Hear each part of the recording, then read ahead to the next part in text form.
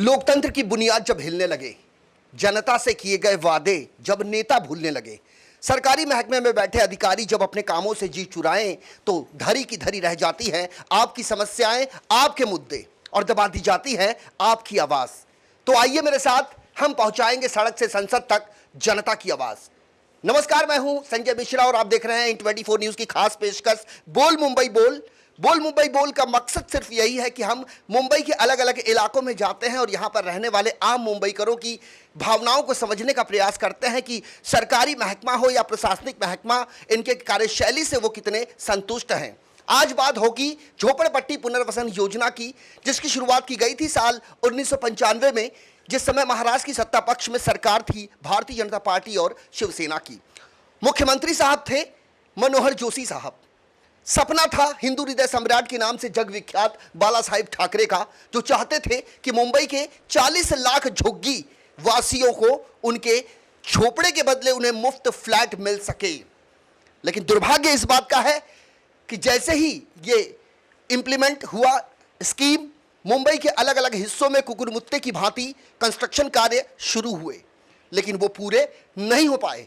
चाहे फिर वो खारपूर्व का शिवालिक वेंचर का प्रोजेक्ट हो या चुनाभट्टी दौलतनगर का दीवान हाउसिंग का प्रोजेक्ट हो या फिर खोतवाड़ी भीमवाड़ा का प्रोजेक्ट हो, जिसे चौहान बिल्डर कई सालों से कर रहे हैं लेकिन आज तक उसे पूरा नहीं कर पाए। और इसी बीच हम पहुंचे हैं मुंबई के गजदर बांध, जो एक बहुत बड़ा इलाका माना जाता है और यहां पर कई सालों से झोपड़पट्टी पुनर्वसन योजना के अंतर्गत विकास कार्य चल रहा है, लेकिन यह विकास उस बीरबल की खिचड़ी की तरह होता जा रहा है जो कभी बन नहीं पाई।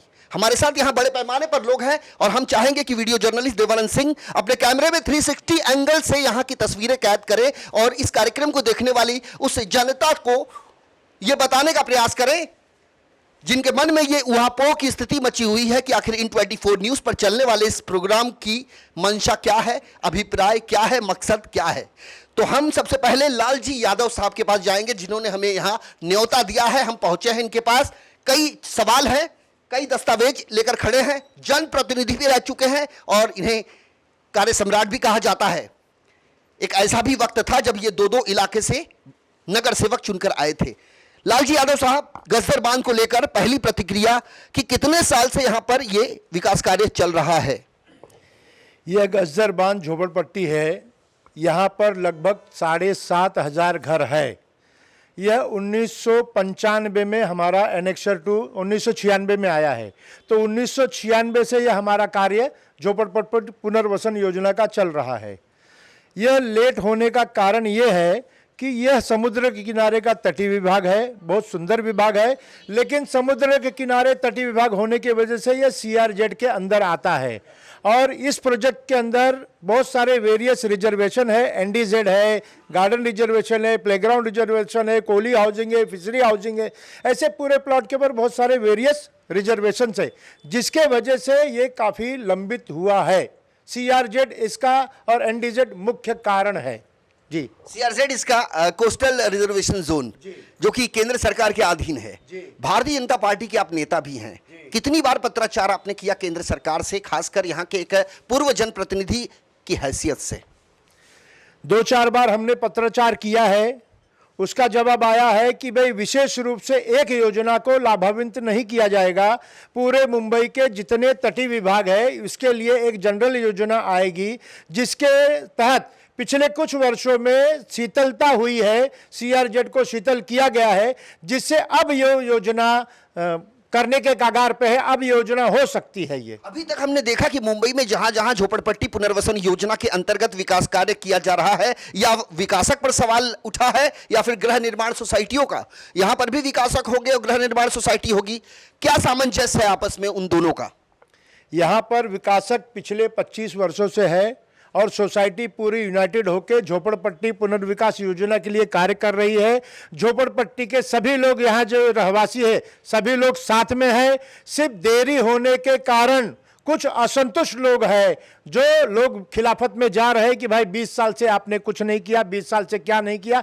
लेकिन मेरा कहना है कि सोसाइटी ने कोर्ट में 7 साल केस लड़कर इस गज्जर बांध के झोपड़पट्टी को बचाया है। जब सामने की सोसाइटियों ने कोर्ट में केस किया था नाला वाइडनिंग के विषय पे, तब हम लोगों ने कोर्ट में 7 साल केस लड़ा, केस लड़के बचाया इस गज्जर बांध की झोपड़पट्टी को। उच्च न्यायालय के आदेशानुसार हम लोगों को, सभी लोगों को नोटिस मिली है, उसके अनुसार पात्रता तय की गई है और साथ में हम लोगों को एनेक्सर 2 मिला है 1996 में। एनेक्सर 2 की अगर बात करें, एनेक्सर 2 की यदि आप बात कर रहे हैं तो एनेक्सर 2 में इस परिशिष्ट 2 में कुल कितने रहिवासी यहां पे हैं जो पात्र हैं? मैं अपने पिछली बातों को माफी चाहता हूं। 2006 में हमको एनेक्सर 2 मिला है। कुल लगभग 6000 घर है। 6000 घर में से 4111 घर पात्र है, लगभग 90%। हाँ, लगभग 90% घर पात्र है। 90% घर पात्र हैं, बिल्डर को समर्थन है, तो मामला फंसा क्या है? सिर्फ सीआरजेड को लेकर? सीआरजेड और एनडीजेड मामला जो लंबित हुआ है सिर्फ सीआरजेड और एनडीजेड के वजह से हुआ है। लेकिन अब जो पिछली सरकारें आई है उन्होंने सीआरजेड को थोड़ी शिथिलता की है, जिसके वजह से अब यह प्रपोजल वायबल हुआ है। अब यह प्रपोजल कारागार पे है और हम लोगों ने इसके प्रपोजल के लिए एसआरए के अंदर सीओ को हमने बार चार्ट सबमिशन किया है, एलओआई की प्रक्रिया चालू की है। एसआरए सीओ का कितना समर्थन आपको है और उनसे, उनके कामों से कितना संतुष्ट हैं आप? और वजह क्या है कि इसी विभाग में कोई दूसरा आदेश निकलता है और उसको लेकर यह मामला लंबित हो जाता है? एसआरए के सीओ के विषय पे कहूंगा कि इसके पहले कपूर साहब थे एसआरए के सीओ। कुछ असंतुष्ट लोग गए थे एसआरए में, उसके अंदर ये आदेश है, जो आदेश आया है 13/3/2020 को कि भाई आप डेवलपर वही रहेगा, सोसाइटी भी वही रहेगी और आप लोग आगे का अपना कार्य चालू कीजिए। डेवलपर ने बार चार्ट सबमिशन किया है, एलओआई का टेंटेटिवली प्रपोजल सबमिशन किया है, लेकिन इसके कुछ दिन मार्च में ही 21 या 22 तारीख को लॉकडाउन लग गया। पिछले 2 वर्ष तक पूरा देश, पूरा विश्व कोरोना से पीड़ित था, जिसके वजह से आगे की कोई प्रक्रिया हुई नहीं। और ये 2 वर्ष के बाद जब हमारा काम चालू हुआ तब फिर कुछ और असंतुष्ट लोगों ने किसके दबाव में, या राजनीतिक दबाव में, या किसी और चीज़ों के वजह से 13/2 का 100 लोगों ने, सिर्फ मैं फिर से कहता हूं जोर देकर कि जहां 6000 घर है उसमें से सिर्फ 100 लोग, असंतुष्ट लोग एसआरए में गए हैं और वापस पुनः 13/2 का आदेश निकाला है। तो क्या उन 100 लोगों की वजह से आपका काम रुका हुआ है? जी हाँ, 100 लोगों के। आपका नाम क्या है? उदय नारायण पाल। आप कहाँ रहते हैं सर? सांताक्रूज में ही रहते हैं। यहाँ कितने सालों से हैं आप? हम यहाँ पर 25 साल से हैं सर। 25 साल से हैं। जब से यहाँ पर विकास कार्य की शुरुआत हुई, मेरे ख्याल से आपको सभी जानकारी एसआरए से संबंधित होगी। आपको क्या लगता है? यादव साहब ने तो बता दिया कि सीआरजेड का मामला है, एनडी जोन है, इस तरह की कानूनी प्रक्रियाओं में उलझा हुआ है यहाँ का विकास कार्य। आपको क्या लगता है? जो इन्होंने कहा है बिल्कुल 100% सत्य है। बहुत सारी मुश्किलें थी, यहाँ बहुत गड़बड़ था। एनडी जोन का मसला इन्होंने बताया है, पीएनटी का रिजर्वेशन है और सीआरजेड है, फिशिंग का इंडस्ट्रियल का रिजर्वेशन है। बहुत सारे रिजर्वेशन होने के बावजूद यहाँ पर एक काम रुक गया था। जैसा इन्होंने कहा कि हम लोगों ने पूरा सरकार से लेके, दिल्ली सरकार से लेके महाराष्ट्र सरकार को हमेशा कोऑपरेट किया और हमारे एनडी जोन को क्लियर करने के लिए और सीआरजेड को क्लियर करने के लिए कई बार हम लोगों ने प्रयास किया। हम लोगों ने यहाँ से डेवलपर के माध्यम से चेन्नई से हम लोगों ने रिपोर्ट मंगवाई थी, हमने एप्लीकेशन भी किया हुआ है। चेन्नई की रिपोर्ट आई थी, टेक्निकल लोग आए थे, पूरा इंक्वायरी की है सीआरजेड के बारे में और यहाँ का रिपोर्ट भेजे हैं। जो चीज़ें हमारे सोसाइटी की तरफ से दी गई हैं वो सब ओके थी। फिर भी सीआरजेड का जो इन्होंने बताया लालजी भाई ने कि सीआरजेड के बारे में वहाँ से जो नोटिफिकेशन आया, वहाँ से इन्फॉर्मेशन आया, उनका यही कहना था कि हम सिर्फ एक झोपड़पट्टी के लिए सीआरजेड क्लियर नहीं कर सकते हैं, पूरा झोपड़पट्टी का कोस्टल जो रिजर्वेशन के जो भी श्रम्स आते हैं सब एक साथ मिल करके करते हैं तो हम करेंगे। उस समय के सीएम देशमुख साहब थे, उस समय से लेकर के और जब भी अपना ये उस समय के सीएम देशमुख साहब थे, उसके पहले कई सीएम थे और उसके पहले मनोहर जोशी साहब थे, लेकिन आज तक झोपड़पट्टी पुनर्वसन योजना का परमानेंट सलूशन नहीं निकल पाया। मुंबई के जिन जिन इलाकों में झोपड़पट्टी पुनर्वसन योजना के अंतर्गत विकास कार्य शुरू किया गया, लोगों के झोपड़े तोड़ दिए गए। कहीं विकासक द्वारा लोगों को किराया तक नहीं दिया जा रहा है, कहीं कहीं लोग संक्रमण शिविर, जिसे ट्रांजिट कैंप कहते हैं, वैकल्पिक व्यवस्था के तहत जिनको रखा जाता है, उनका भी हाल बेहाल है। छोटे छोटे मुर्गी के दरबों नुमा बनाया गया वो ट्रांजिट कैंप, जहां की रहने वाली जनता से कोई जाकर पूछे कि उनका हाल क्या है, तब उन्हें पता चलेगा कि वास्तु स्थिति क्या है। हमारे यहाँ पर कई लोग हैं, महिलाएं हैं जो यहाँ पे रहती हैं। आपका नाम क्या है? स्वाति विलास काकड़। कितने साल से रहते हो आप? मैं यहाँ पे 25 साल से रह रही हूँ।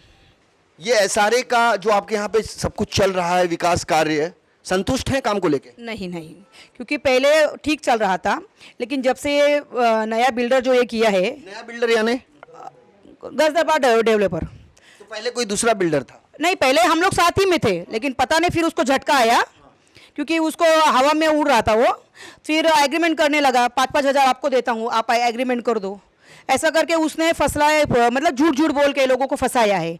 यहाँ के मैं तो बोलती हूँ गुंडागर्दी है, गुंडे लोग आते हैं, दादागिरी करते हैं। हम लोग यहाँ पे स्थानिक रहीवासी है।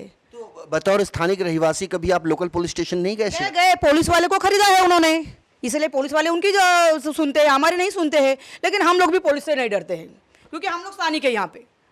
बतौर मुंबई पुलिस कमिश्नर के पद पर संजय पांडे साहब की ताजपोशी हुई है। बहुत सीनियर मोस्ट आईपीएस अधिकारी हैं और उनके कामों की सराहना भी की जाती है मुंबई में। तो संजय पांडे साहब के लिए भी ये एक मामला हो सकता है, चूंकि एक महिला पुलिस पर गंभीर आरोप लगा रही है।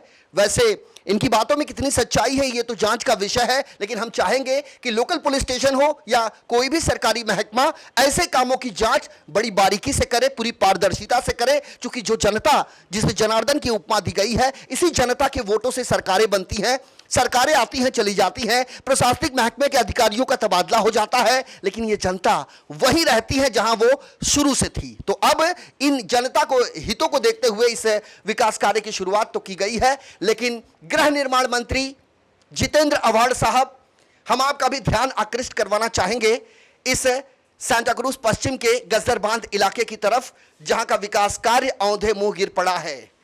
लोग जो हैं दहशत में हैं। अभी अभी हमने महिला के मुंह से सुना कि यहां गुंडागिरी की जाती है, तो यह जवाबदेही किसकी बनती है?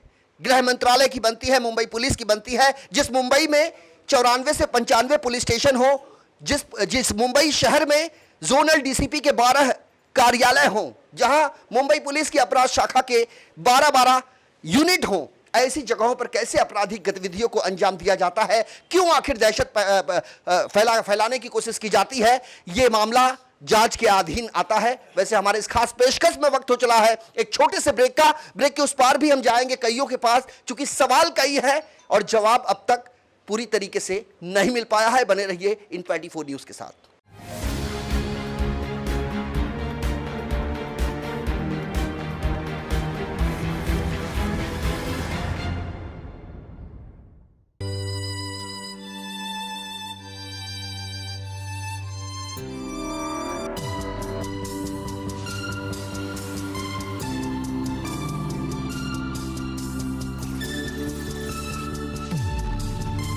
कुछ भी पी लो, अब तुम्हारी बॉडी रिवाइव होने वाली नहीं है। ये कोई मामूली टॉनिक नहीं, बॉडी रिवाइवल है। यहाँ भी बॉडी रिवाइवल।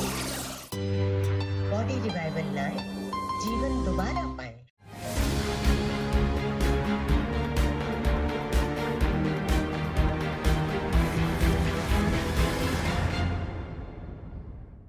ब्रेक के बाद हमारे इस खास पेशकश बोल मुंबई बोल में आपका स्वागत है। ब्रेक पर जाने से पहले हमने मुंबई के सांता क्रूज पश्चिम स्थित गजदर बांध इलाके के विकास कार्य के बारे में आपको अवगत करवाया था। समस्याएं कई हैं और कई ऐसी चीजें हैं, चाहे वो एनडी जोन का मामला हो, चाहे CRZ का मामला हो। चूंकि अरब सागर यहां से कुछ ही फरलांग की दूरी पर है, शायद यही एक कारण है कि कोस्टल जोन का भी मामला यहां बन रहा है। लेकिन हम चाहेंगे कि यहां के लोग जो कई सालों से रहते हैं। आपका नाम क्या है? जगदम्बा यादव।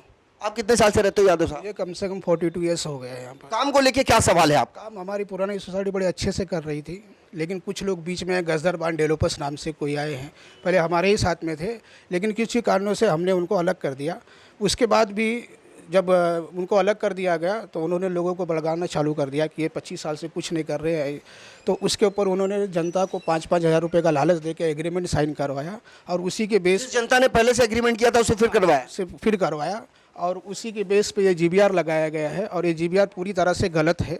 इसमें कॉलम 2 ही होना चाहिए था, जिसमें 3 कॉलम डाला गया है। बिल्डर का नाम नहीं आना चाहिए था। अगर आप GBR लगा रहे हो तो एसआरए का यह रूल है कि सिर्फ आप अगर 2 सोसाइटियों के बीच में हो रहा तो सिर्फ 2 मत पत्रिका, इसमें 3 मत पत्रिका हैं और तीसरा बिल्डर का नाम डाला गया है। तो बिल्डर सोसाइटी, ये हमारी सोसाइटी को अधिकार दिया गया है। यहाँ के जो चीफ प्रमोटर श्री दशरथ यादव और श्री आनंद कलमकर साहब है, उनको नोटिस ना दे के गजदरबान डेवलपर्स के पास नोटिस भेजेगी। उनके ऑफिस में ऑफिसर आके सारे कार्य करके गए, उनके द्वारा लोगों को नोटिस बांटी गई, जो कि ये अनलीगल है। और इसमें खुला हाथ additional registrar mister Chetan Chauhan सबसे बड़ा इसमें घुसखोर आदमी है। वैसे चेतन चौधरी का इन्होंने नाम लिया है, तो हम चेतन चौधरी साहब आपके पास भी आएंगे और ये जानने का प्रयास करेंगे कि इनके जहन में जो सवाल है, इस सवाल का जवाब समय से रहते यहाँ की जनता को मिल सके। आपका नाम क्या है? मेरा नाम राम शेडगे, राम दत्ताराम शेडगे। आप कितने साल से रहते हैं? मैं 35 साल से। आप महाराष्ट्रियन हैं? हाँ, महाराष्ट्र में। और यहाँ पे पहली बार एक ऐसी सरकार बनी है, शिवसेना, जो मराठी अस्मिता की राजनीति करती है।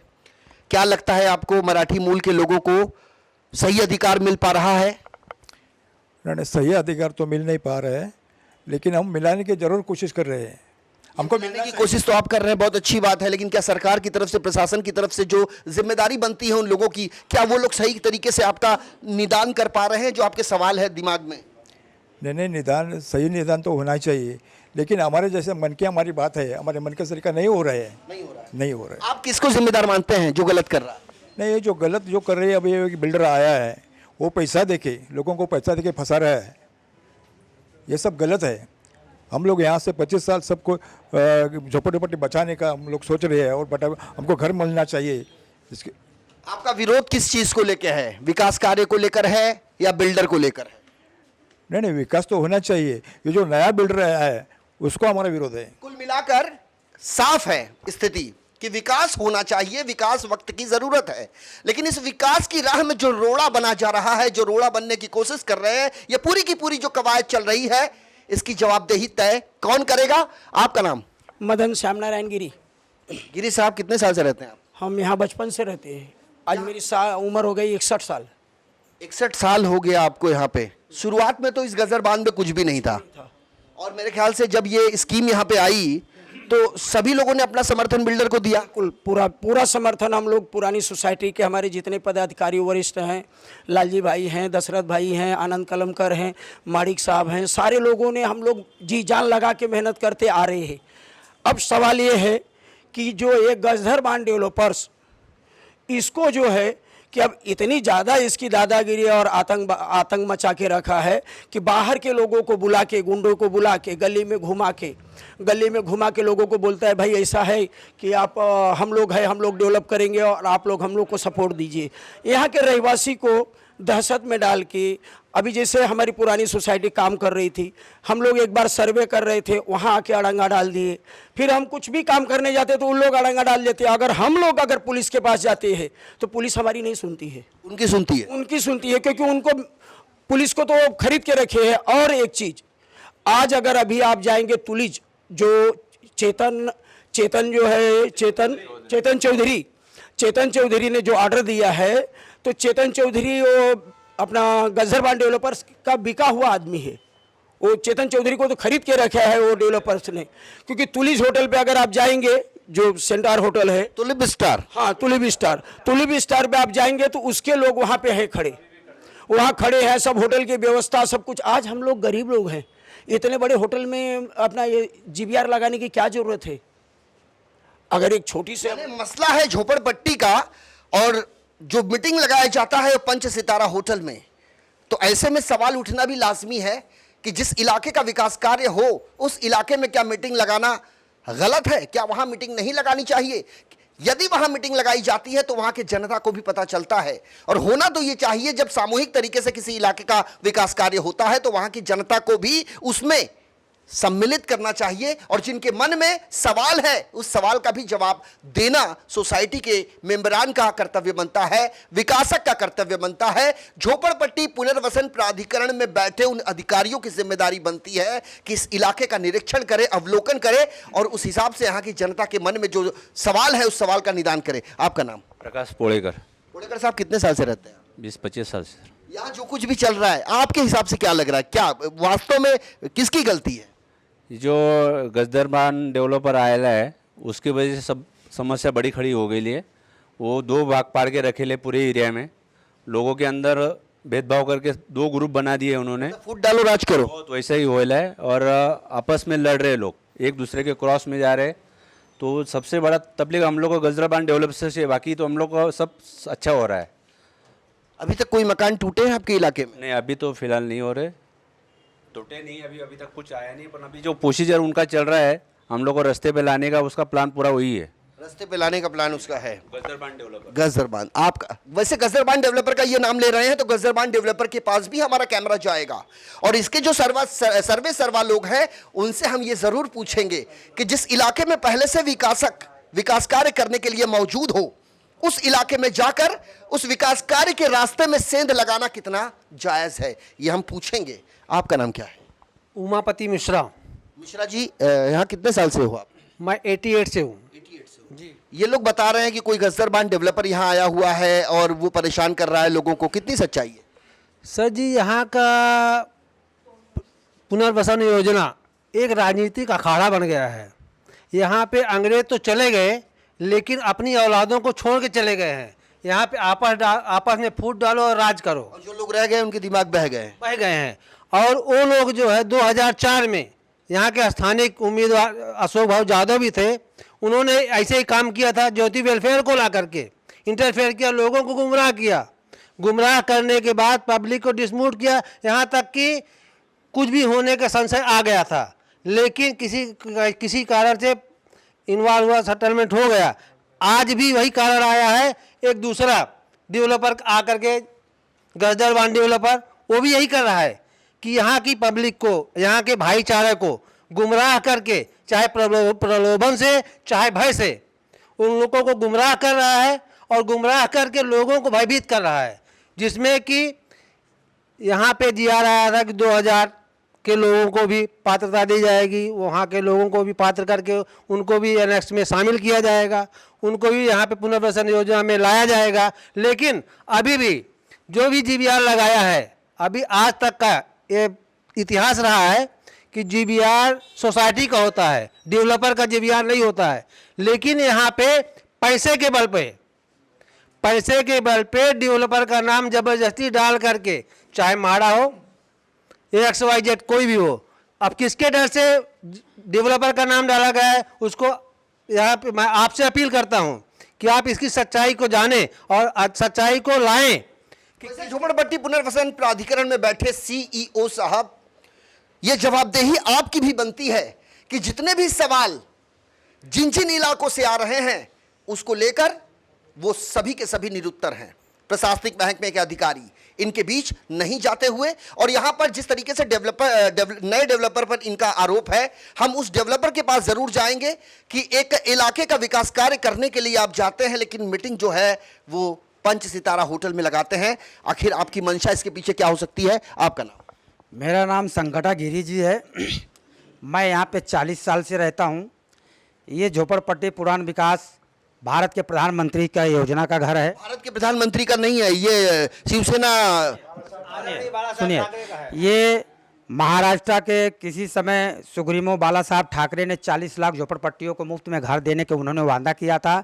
मैं आपके चैनल से मांग करूंगा कि जो आघाड़ी सरकार है, राष्ट्रवादी कांग्रेस, उद्धव ठाकरे साहब से भी मांग करूंगा कि इस पे अच्छा सेव करे। और एसआरए के अंदर इतनी भ्रष्टाचार चल रही है, इतने लोग करप्ट हो चुके हैं, बताओ हम लोग कहाँ जाए? जिसे हमारी बहन ने अभी कहा, और स्वाति मैडम ने कहा कि पुलिस स्टेशन में भी करप्शन है, एसआरए में भी करप्शन है, तो बोलिए जनता जाएगी कहाँ? जनता के ऊपर तलवार लटक रही है। मैं यह कहूँगा कि जल्दी से जल्दी आपके चैनल से माध्यम से मांग करता हूँ कि ये गवर्नमेंट भी, माननीय उद्धव साहब ठाकरे भी इसमें हस्तक्षेप करे। और कुछ लोग इसके दबाव में ये सारे काम कर रही है, और ये जो माफिया लोग बैठे हैं, गुंडे लोग, लोगों पब्लिक को जो दादागिरी करके कुछ लोग आश्वासन लालच देके कर रहे हैं, ये सरासर गलत है। ये लोगों का घर का सवाल है, कल लोग बेघर हो जाएंगे। ये सामने वाले जो है तो हमारे सोसाइटी तो कहती पात्र अपात्र को हम सब लोग को लेके चलेंगे, वो खाली बोलता है कि एनेक्चर 2 वालों को लेके चलेंगे। अब बताइए, इतने साल से कोई 25 साल से रहता, एनेक्चर 2 वाले को ही तो लेके चला जाता है साहब। हाँ तो सर, ये एनेक्चर 2 वाले लेके चलेंगे साथ में, लेकिन अपात्र वालों की 2010 का जो अभी क्या मालूम उसमें फाइनल हुआ कि नहीं। 2010 का हम लोग भी न्यूज़पेपर पढ़ते हैं, उस माध्यम से बोलो कि 2000। आपके इलाके का विकास कार्य कितने साल से चल रहा है? हमारे यहाँ के इलाके का 20 साल से एक सोसाइटी है, 20 साल से सोसाइटी है, और हम लोग कार्य कायदे से कर रहे थे, लेकिन बीच में यहाँ के टपक पड़े ये कुछ गुंडा लोग, दादागिरी लोग बाहर से लोगों को प्रयास कर रहे हैं यहाँ पर। और वैसे 20 साल कोई छोटा समय नहीं होता है। अगर एक बच्चा छोटा सा हो, यदि माँ के गर्भ से उसकी उत्पत्ति हो, तो 20 साल में वो जवान हो जाता है। यानी कई लोग ऐसे हैं जो काल की गाल में समा गए, क्योंकि उनकी उम्र उस समय वरिष्ठ नागरिक की हैसियत से थी, लेकिन चूंकि योजना पूरा नहीं हो पाया, चूंकि उनके झोपड़े के बदले उन्हें फ्लैट नहीं मिल पाया, इसलिए आज भी उनका परिवार दर दर की ठोकरें खाने को मजबूर है। लेकिन गजर बांध का वो हाल ना हो, ये हमारा प्रयास होगा। और हम अपने इस न्यूज़ चैनल के माध्यम से सरकार से ये आह्वान जरूर करेंगे, उनसे ये उनका ध्यान इस तरफ आकृष्ट करवाना जरूर चाहेंगे, क्योंकि यहाँ की जो जनता है, रोज कुआं खोदो रोज पानी पियो की तर्ज पर जीवन यापन करने वाले ये लोग क्या जाने कानून की परिभाषा। अपने परिवार के पेट उदर निर्वाह के लिए जो आजीविका ये तय करते हैं, उसके अलावा इनके पास वक्त नहीं होता। और ऐसे में एक तरफ परिवार की आजीविका चलाना और दूसरी तरफ अपने घर के टूटने का डर जो इनके मन में है। जिस तथाकथित विकासक का ये नाम ले रहे हैं, उसमें कितनी सच्चाई है ये तो जांच का विषय है। लेकिन हम यहाँ के जो परिमंडल 9 के अंतर्गत जो जोनल डीसीपी कार्यालय आता है, जहां पर डिप्टी पुलिस कमिश्नर साहब बैठते हैं, उनसे भी हम चाहेंगे कि इस मामले में हस्तक्षेप करें। लोकल पुलिस स्टेशन के सीनियर पुलिस इंस्पेक्टर साहब, गुजारिश आपसे भी है, चूंकि आपके यहां ड्यूटी पर जो भी अधिकारी बैठता है, उसकी ये जवाबदेही बनती है कि उसके पास जो भी अपनी शिकायत लेकर आता है उसे वो गंभीरता से ले, क्योंकि वो अपने लिए नहीं आता, वो किसी को फंसाने नहीं आता, वो सिर्फ अधिकार और न्याय के लिए आता है। लेकिन आपके अधिकारी उसे जवाब नहीं देते हैं, उसे चलता कर देते हैं। और यही वजह है कि पुलिस और जनता के बीच जो खाई बनती जा रही है, वो पट नहीं पा रही है। संजय पांडे साहब गंभीर हैं। मोहल्ला कमेटी का चयन किया जाता है, क्योंकि मोहल्ला कमेटी और पुलिस स्टेशन के माध्यम से आम जनता तक पुलिस अपनी बात को पहुंचा सके। लेकिन इन तमाम चीजों को देखने के बाद ऐसा लगता है कि यहां दाल में काला नहीं, बल्कि पूरी की पूरी दाल ही काली है। और हम जाएंगे एक बार फिर से लालजी यादव साहब के पास। आपके यहां पे खड़े हुए जो लोग बोल रहे हैं, कुल मिलाकर निष्कर्ष यही निकल रहा है कि कोई विकासक नया आया है जिसको लेकर ये परेशान है, लेकिन पहले के विकासक के बारे में कोई अभी तक बात नहीं कर पा रहा है। आप, हम चाहेंगे कि जो पहला विकासक है उसके बारे में आप बताएं। पहले का जो विकासक है जिग्नेश गाला एसोसिएट्स कंपनी है उनकी, उन्होंने कभी किसी के अंदर भेदभाव नहीं किया है। उनका ये कहना है कि घर के बदले घर, जितने भी घर यहाँ पर है, जो भी सर्वे में आएंगे, वेदर वो पात्र है या अपात्र है, नए नियमानुसार आप सिर्फ एक डॉक्यूमेंट देंगे, हम आपको पात्र करा के देंगे और यहीं के यहीं घर बना के देंगे, घर के बदली घर देंगे। ये हमारे पुराने विकासक हमारे साथ में है। ठीक है, मेरा जो भी कहना है वो ये है कि आज जो सीओ ने आदेश दिया है, वो सीओ का आदेश ये है। मैं कैमरामैन को कहूँगा कि ये थोड़ा सा ले ले, पढ़ के ये दिखा देता हूँ लोगों को। हाँ जी, सीओ ने आदेश दिया है। सीओ का आदेश है 21 मार्च 2022, जिसके अंदर उन्होंने लिखा है, the joint registrar SRA directed to hold the meeting, appointment the chief promoter and promoter as per the regular circular 169 SRA scheme। ये 169 योजना है सरकार की, जो उनका नियमावली है। और ये जो उन्होंने चेतन चौधरी साहब ने जो हमको नोटिस पकड़ाया है, जो नोटिस दिया है, वो अंडर सेक्शन 169 नहीं है। उस सेक्शन का ये घोर विरोध करती है। जो SRA के सीओ ने आदेश दिया उसका भी ये उल्लंघन है।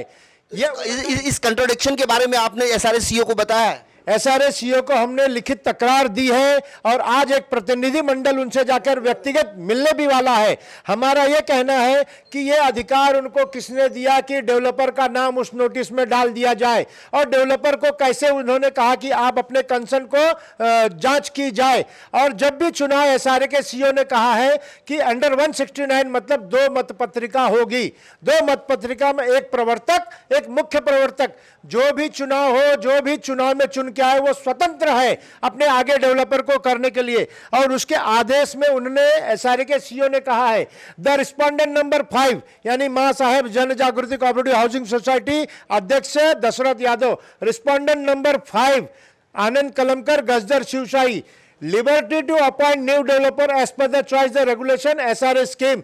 इनको लिबर्टी दी गई है दोनों अध्यक्षों को कि वो आप में चुन सकते हैं।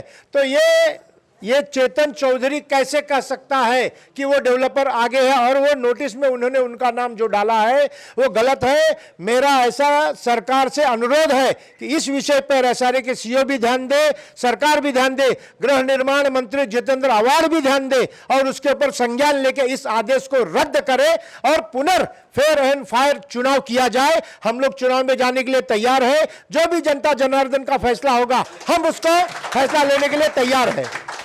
महाराष्ट्र की महाविकास आघाड़ी सरकार के मुखिया और शिवसेना पक्ष प्रमुख उद्धव ठाकरे साहब, चूंकि नगर विकास के मुखिया आप हैं, नगर विकास मंत्रालय आपके अधीन आता है और जो भी कुछ होता है झोपड़पट्टी पुनर्वसन प्राधिकरण में वो सब कुछ नगर विकास में बैठे वो अधिकारी और कर्मचारी निर्धारित करते हैं, मंत्री महोदय निर्धारित करते हैं। लेकिन तमाम गतिविधियों को देखने के बाद ऐसा लगता है कि झोपड़पट्टी पुनर्वसन प्राधिकरण एक कार्यालय, एक सरकार, लेकिन दो अलग अलग आदेश।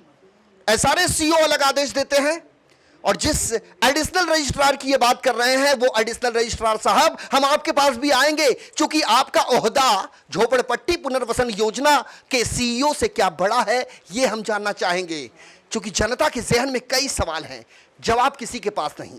हमारे आज के इस सफर में मेरे साथ अभी के लिए इतना ही। कल हाजिर होंगे किसी अन्य इलाके की अन्य समस्याओं को लेकर। तब तक के लिए वीडियो जर्नलिस्ट देवानंद सिंह के साथ मुझे आने संजय मिश्रा को दीजिए इजाजत। नमस्कार।